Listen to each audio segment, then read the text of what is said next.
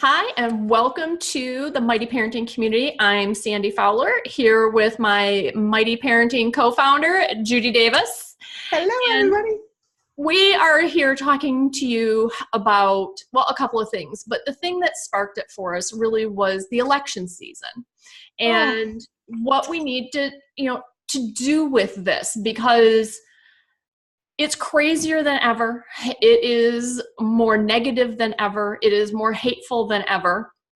And we don't get into the politics inside Mighty Parenting because whatever your beliefs are, your beliefs. And that's for you and your family to share and to argue about and to agree with and whatever. But what Mighty Parenting is about is helping you understand key things to do with your teens so that you raise happy, successful, emotionally healthy kids. And as they get into their 20-somethings, this is still really important. And in fact, in their 20-somethings, they can start voting.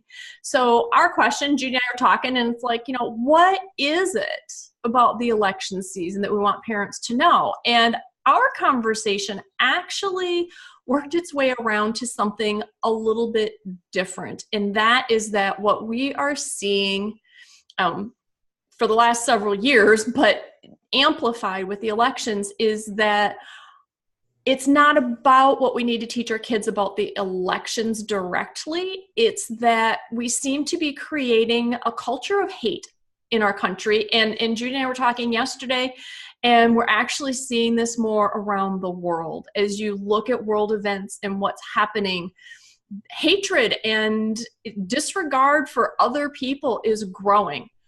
And we don't have to agree on our beliefs in terms of politics, but we hope that as part of the Mighty Parenting community that you can agree with us that we don't want to promote this culture of hate. So Judy, let's just talk about this a little bit. I know that the election stuff was a huge trigger for you. And I wanted to understand a little bit more about, why. Because yes, we talk about different things. We talk about different issues in politics, and we don't always agree on things. But I've never seen you triggered the way that I see you triggered this year. Right. Well, and it's funny. It's not the elections per se that's triggering me. It is, and I think this is where, when you were talking about Mighty Parenting and where we step into this conversation, I think it's so critical, because when we are raising our kids, we want to ensure that the next generations are not so intolerant of people that think differently, believe differently. And that is what I see happening, this trend. And it's just highlighted with the elections and politics. That is not the only place that it exists. I think that right now everyone is in this faster hustle and trying to live their lives, and everything is so out there. Every thought, every idea is for the world to judge. And where we can be really impactful to our teens and young adults is to help them understand that just because someone posts something in the heat of the moment does not mean that they only think that way.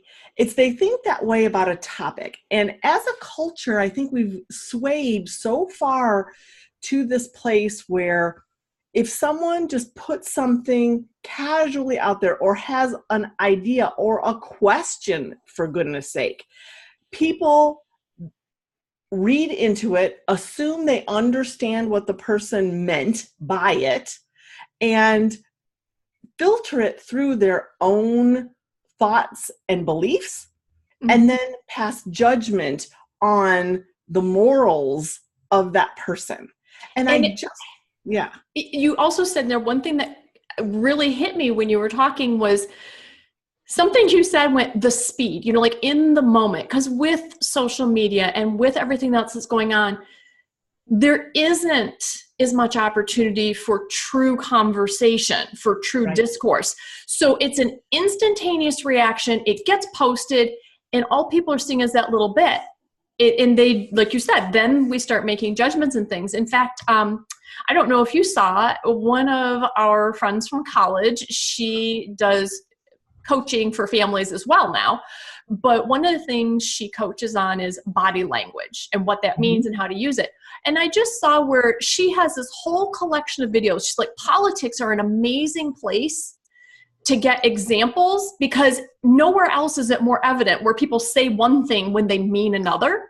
And she just put on there, she's actually getting rid of her entire collection of those videos because every time she tries to use a video to teach about body language, everybody is jumping on a political bandwagon. And that, to me, that just illustrated what you said, that we aren't taking the bigger picture into account.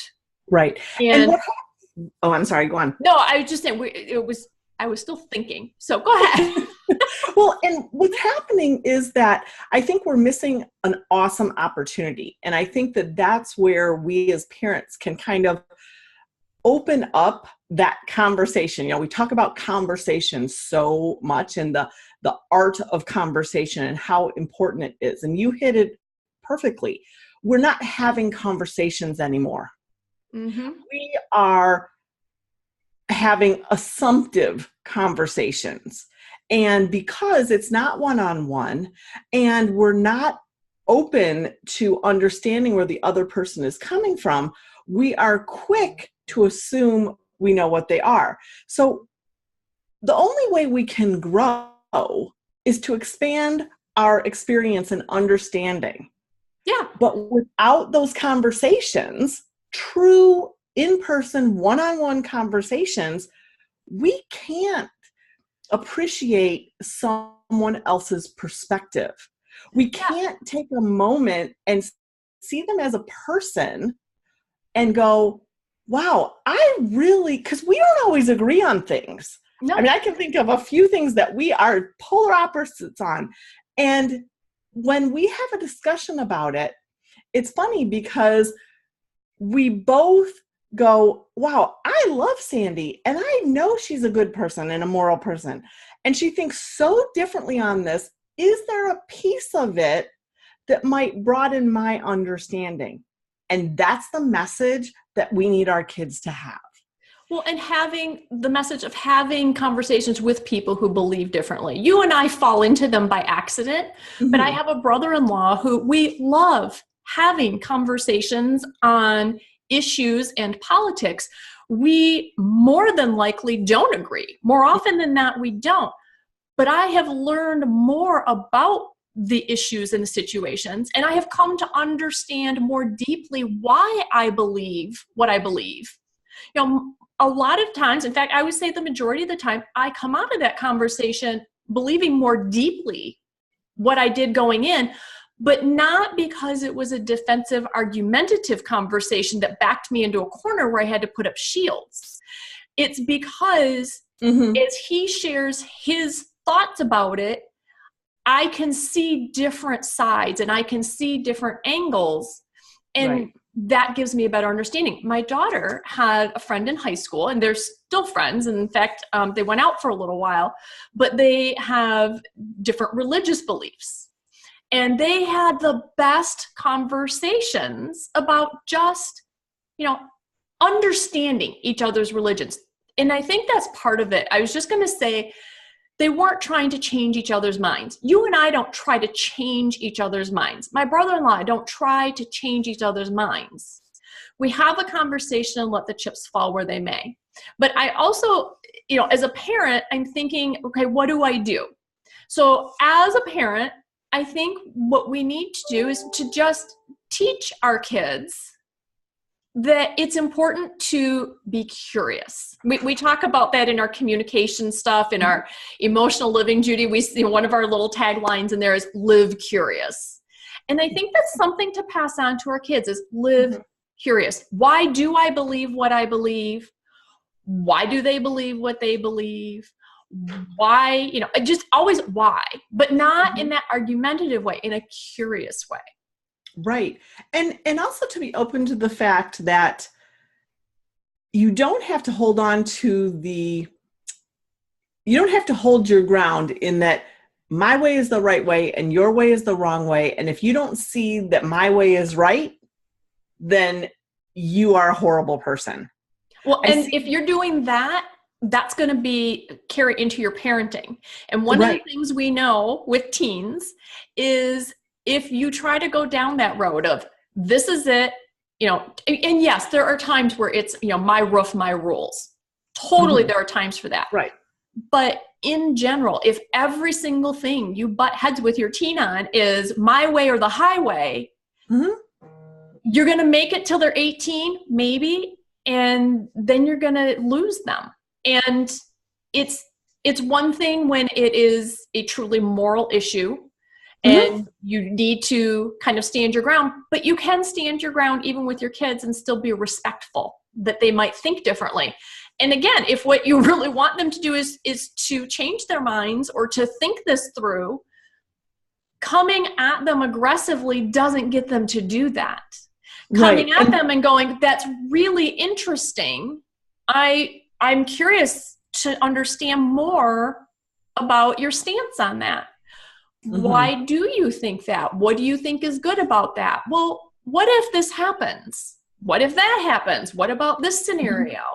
And to do that curiosity, to practice that with our teens is so powerful for your relationship with them. In some of our, several of our shows, our guests have talked to us over and over and over about our kids need to know that we believe in them. They need to know that we think they can handle things.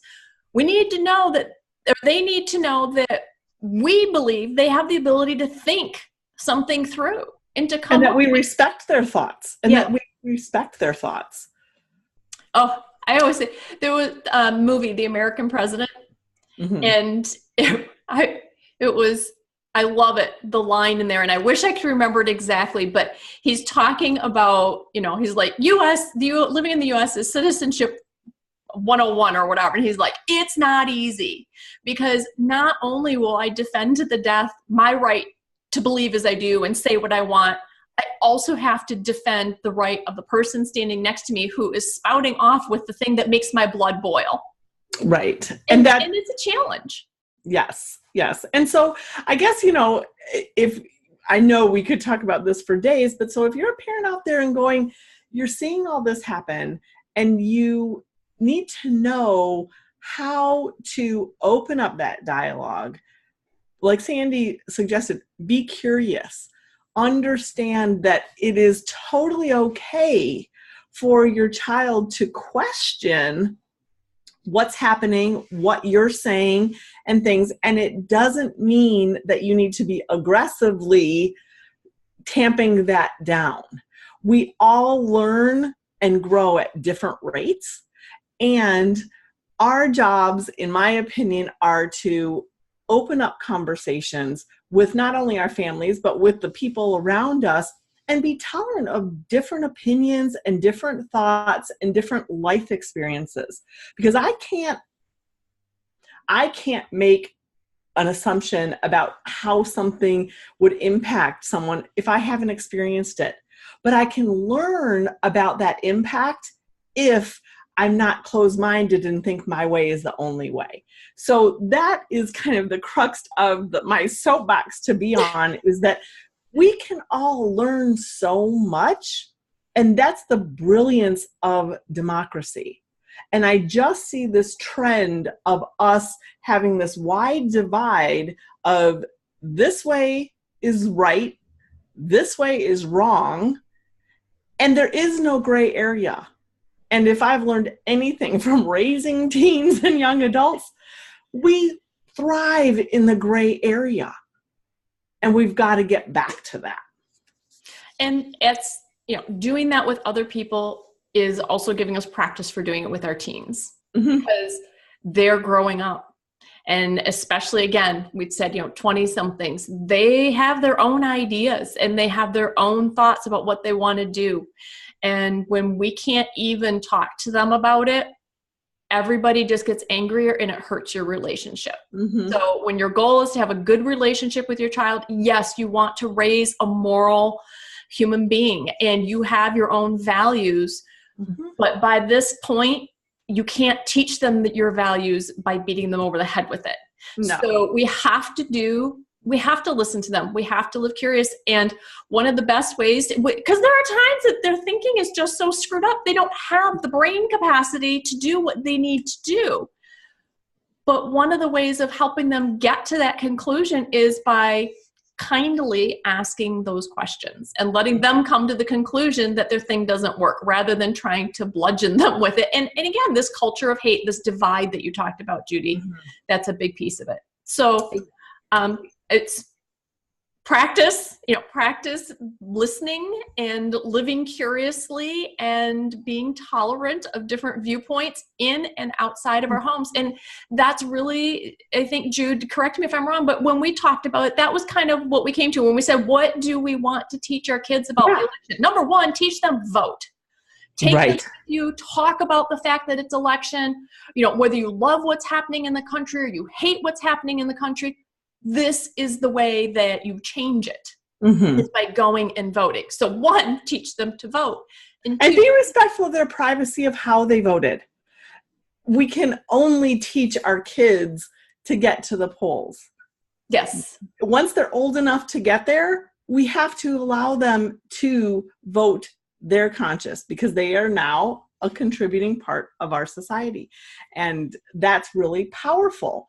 And if they feel like they're just going in to do your agenda, they will check out and they won't vote. And then we're in trouble for generations to come if we want to make a difference, like you said. Yeah. So one is teach them to vote. Yeah. Two, teach them to be curious and have honest discourse. And it'll impact so much more than just the elections. Exactly. And if you like this video, give us a like below and share it with someone else. And be sure to go and check out mightyparenting.com. We have resources and information for you along with our podcast that will help you along the journey of raising your kids to be responsible citizens and live a happy and healthy life.